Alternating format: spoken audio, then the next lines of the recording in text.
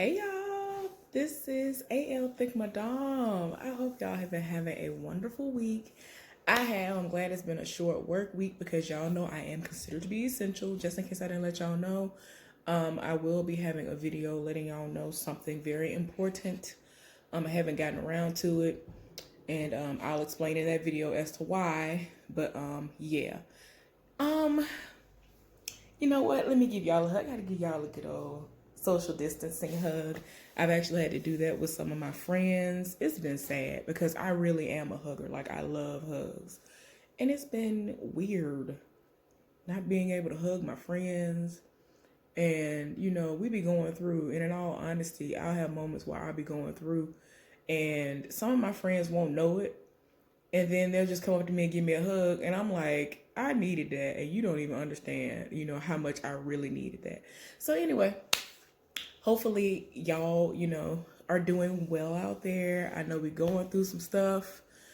And, hopefully we'll come out on the end of this better. I don't want to go back to what it was because the way it was not amazing. I want a full restart. A lot of stuff needs to be put in place.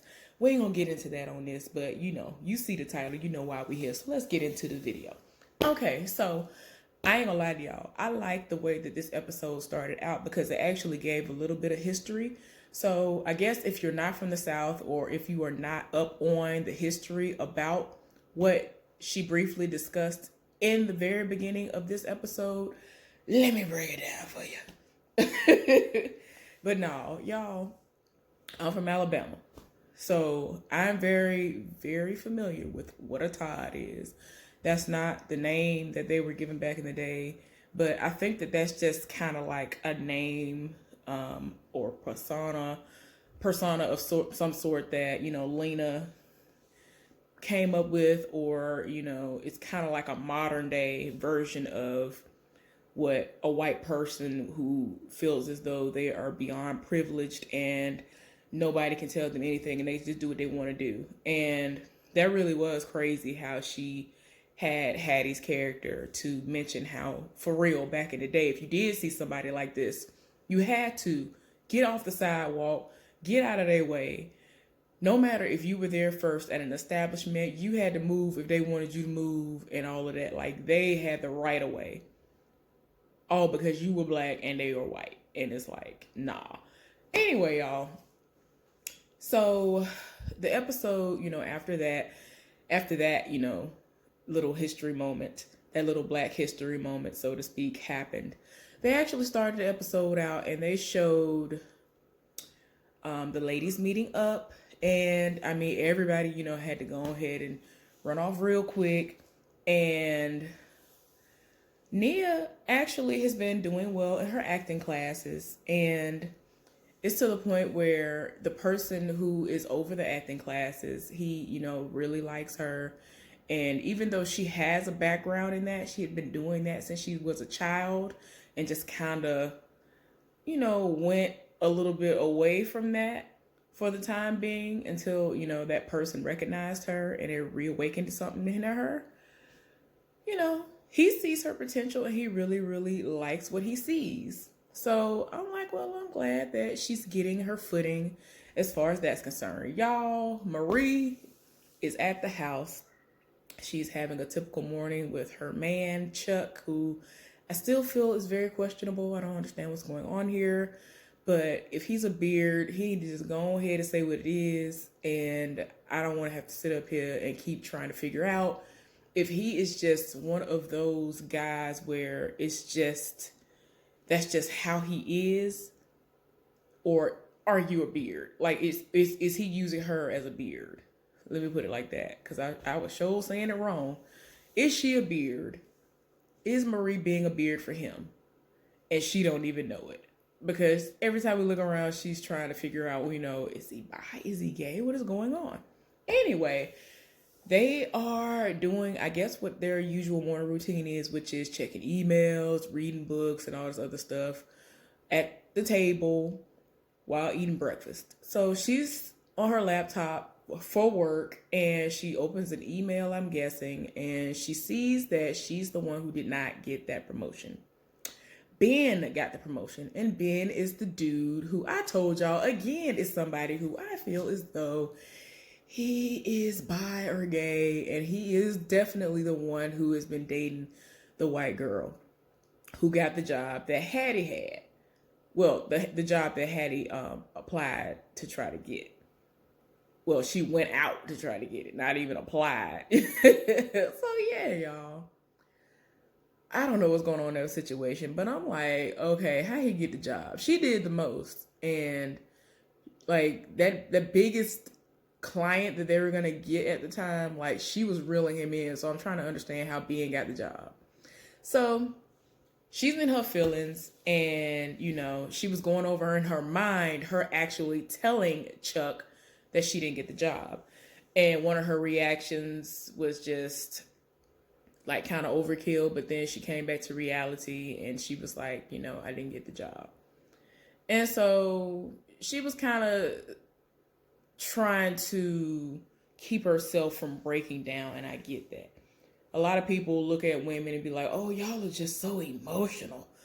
And it's like, why can't I be in the moment and grieve something? Why can't I have the emotion that I'm having in that moment? And it's an appropriate emotion to have. If you really wanted something and it didn't happen for you, why can't I cry and say, okay, let me release this and then move on with my day? So, she actually was trying to hold it in, and he was like, nah, that's the worst thing you could do. It's okay to be upset that you didn't get something. You deserved it and you didn't get it. So I understand your frustration. So, she really was trying to sit up there and hold it in. And I'm like, girl, if you don't get somewhere, cry it out. Because Ben, in my opinion, Ben didn't deserve that job. He didn't. So I don't understand why they gave it to him. Anyway, she ends up going to work, and they're having this moment where it's like everything is happening all around her, but she's tuning it all out, but she's very much there. And they're celebrating the fact that Ben got the job. She raising a glass to him. She looking at old boy Zach, I think is what his name was, who had that position, and he was, being promoted. And, she looked at him. So she kind of faking it like, oh, congratulations to you, Ben, or whatever. And she had a one-on-one with Zach. And Zach was like, look, I know you upset. I know you mad. And so she looking at him like, why does he have this job? I am the one who deserved this job. I deserve that job. That I was the one who should have gotten this job. Why didn't I get it? So she done went off, right? He proceeds to tell her, yes, I vouched for you. I stood up for you. I wanted you to get that job. But everybody who was above him was like, nah. And so she was like, well, that makes no sense. If I was the perfect candidate, why didn't I get the job? And he had to tell her like it was. And he had to just go ahead and let her know they didn't want somebody who was as boisterous and strong as you. They basically wanted somebody who was going to be a yes man. And they already knew that they weren't going to be able to walk all over her, and she was going to put stuff in place and say what she meant, and things were going to go in a completely different direction. And it was going to be how it really needed to be instead of placating to what they wanted. And I just think that is ridiculous. And I hate that stupidity is still going on today. So yeah, y'all. Hattie is actually at the place where she gets the coffee from, and she's sitting down in one of the like little comfortable areas talking to Idina. And just in case you don't remember who she is, she's the girl who obviously likes her, and she's like a barista, and I guess she does just about everything because I've seen her get the coffee, I've seen her busting the tables. I think she's just one of those people that works at a coffee place and she does whatever they tell them to do. So they actually are sitting down and talking and having a great conversation when the heifer who don't know what she want in her life rolls up with some random dude. And so Hattie gets up, and then, she introduces Idina, and then she was just like, oh, I don't know her like that. She's just somebody who work here. And Idina kind of looking like, okay. So old girl introduces the guy, and they actually are like having a little coffee date. And I'm like, why are we coming in a place? Like, I know good and well that that area is big enough to where you don't just so happen to go to the same coffee spot that your girl toy is at. Like that makes no sense to me. So I'm feeling like she's doing this on purpose to kind of tease her and make her feel some type of way. And I'm just like, why? Why? So when the girl walk off and go on by her business, she was like, oh, so you don't know me now? And so she was like, no, I don't know you. And I was like, girl, like Idina was tired of her spirit. Like, Hattie, girl, I was just like, Hattie, why are you doing this? Like, she is real. That girl is real. Like, she actually likes you. Why would you treat her like that? You could have been like, man, this somebody, she cool. You know, it's fine for you to say she works here, but why you gotta say it all like that? Like, she did the most. And like, I'm glad that Idina got up and walked off and went on by her business. Because I was just like, why is we doing all of this? That didn't make no sense for her to do that. So then she was kind of left with her feelings, but at the same time, she glancing over, looking at the raggedy heifer who don't even want her like that and is playing with her like everybody else does. And that's the weird thing, because before she walked up, they were having like a real conversation. And she was like, okay, so what are you writing about and all this other stuff and or whatever. And so she was talking about various loves. And so she said something about the type of love that she normally deals with. And it basically is the type of love that's like, girl, you need to just be done with everybody that you end up in relationships like that. And it was a real good conversation. And then it's like this heifer rolled up and then all that went out the window. Y'all, so anyway, Nia is, you know, still doing her acting thing, been going to the acting classes, and she's informed that, you know, she's done so well and that some people that are like below, you know, low level people are going to be coming that are kind of like scouts, and, you know, they're going to come. And so it's kind of like nothing to worry about because it's not the real people. And so she's like, okay. And like everybody lives, so when she does her improvs, she has this one dude that she does her improvs with, and it goes well. So one day, that same day that, you know, the instructor tells her that there are going to be people that are coming, the people come, but it actually is like the people who are considered to be bigwigs, the real players, the major players. So she's like, oh my gosh, I'm not prepared. What do you mean? You said that the lower level people were going to come. And he was like, well, you know, this is the business. I had no idea. I just found out they were in the audience. So then they actually had her and the dude she normally does improv with to go up there and do stuff. So he was trying to get one of them to actually throw out a scenario. Oh boy, keep in mind, he's kind of considered to be a Todd, if you will. For all intents and purposes.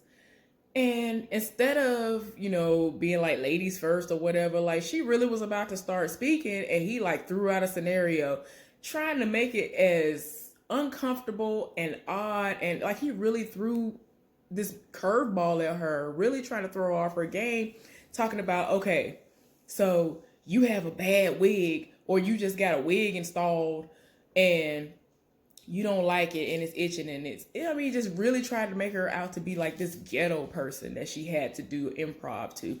So she really was like, really, this is what you gonna do? Oh, okay. So she had to roll with it. And at first she didn't want to roll with it. And like every way that she was responding to him was kind of like off-putting. But then she was like, you know what? Let me just get into character and I'm gonna let the chips fall where they may.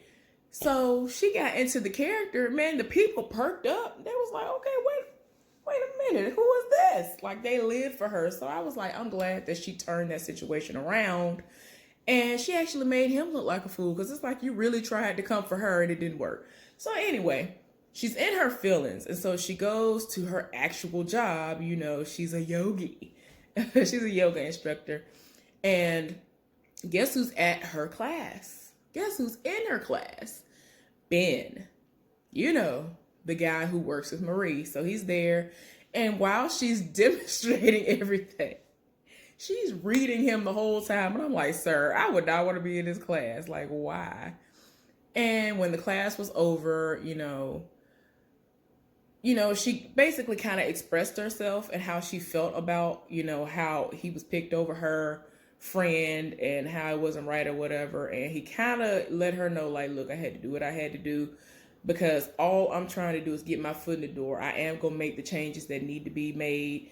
And I'm just playing by the white folks' rules because I know how they get down. I had to play their games in order to get in the door. And trust me, I'm going to do the things that Marie would have wanted to be done as well. So she was like, okay, well, I guess I can respect that. And so he was talking about how he was going to help her and all this other stuff. And so he's supposed to be doing something for her to kind of help her acting career. And that's going to be a conflict of interest because right now, Marie ain't feeling him. So the girls meet up later on, and the picture that you always see as, oh my gosh, I don't know why I can't think of it. It's the picture that you see when you click on the video for this. It shows them at a museum, and they have a scene where they're at the actual museum, and that's where it's taken from. It's taken from this episode. So the ladies are there, and they're looking at these different portraits, these different paintings, and Hattie is always doing the most. So they're talking and getting their life. And, Marie is expressing her frustrations. Like, everybody is, like, expressing their frustrations, and then it gets to Marie, like, going off about Ben, and then Nia's kind of like, he's not so bad. And I'm like, girl, oh gosh, girl, they're your best friends now. It's like sometimes you kind of feel like you're caught in, in between a rock and a hard place or whatever, because you love your friends and, you kind of want to ride for them. But if a situation is beneficial to you, it's like, how do you choose? Especially if you can see the good in a person, especially given this situation. It's a lot. So she kind of trying to get them to understand her point of view. So yeah, y'all, she is, kind of looking like, I don't know. So anyway, so in that moment, the ladies came together and they were like, look, how about we actually do something about all of these things that are going on in life? Why don't we go in and act like we're Todds for a day? And let's just go in there acting like you own the place. And everybody was on board except Hattie. Hattie was like, I ain't trying to lose my job. It was funny because like everybody like was saying, okay, yeah, at the same time. And when they were doing that, she was like, I ain't trying to lose my job. I ain't trying to get fired. So Hattie goes to work and she's sitting in with Ida B and other writers, and they're trying to come up with some new material, something that's really gonna, spark some interest because some stuff has been falling flat. And she suggests that they do a gay character. And so they were like, well, we've already done a gay character before. So she was like, well, I can't tell because, she was just saying that for her, it really wasn't coming off like the way that like a real gay character should in her mind come off when you're watching them on a TV screen or a movie screen. So wasn't nobody feeling her. Her situation didn't go well when she tried to be a Todd. And I already told y'all earlier about how Marie set it off.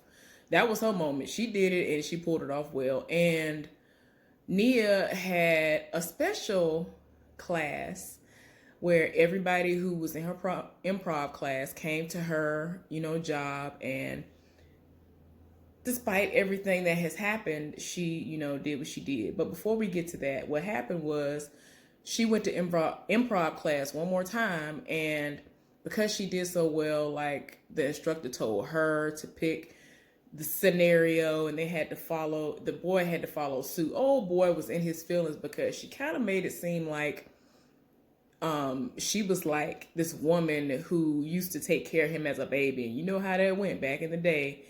The black women were taking care of the white babies and all this other stuff. So he was supposed to play like the adult version who has come back after however long and she was reading. Like, people were laughing at him, and I'm like, well, you're getting a dose of your own medicine, so that's what you get, so whatever. So after that happened, and he got read. And she gave him what he was giving her when he tried to sabotage her when those people were there. That's when she actually invited them to her space, and she was doing yoga with them, and she kind of gave an inspirational speech, and it was a fun time. Everybody got their life, and like if they had to see, I know what you was doing, Lena Waithe. I see you, girl. I see you. So every episode, with all this whole episode, you saw this one person in particular. It was this really big black gay man, and you would see him. And had I not seen him first when they showed this last scene, I'd probably been like, is that the people from her class? So yeah, I kept wondering why they kept making a point to show him. So he was in the class too. He was in the yoga class too. But yeah, because he would set it off. It was a really good episode, y'all. I really enjoyed myself. Everybody seemed to enjoy the yoga class, and it ended on a good note. So hopefully y'all enjoyed this episode. Hopefully y'all watch it. It's been really good. I'm actually holding off on watching this last episode because I think it's the finale. I think. So yeah, I'm gonna watch it when I get home tomorrow, I think. Anyway, thank y'all so much for hanging in there with me. Like this video, subscribe to my channel if you haven't. I really appreciate y'all. Y'all have a good one, and I'll see y'all next time. Bye.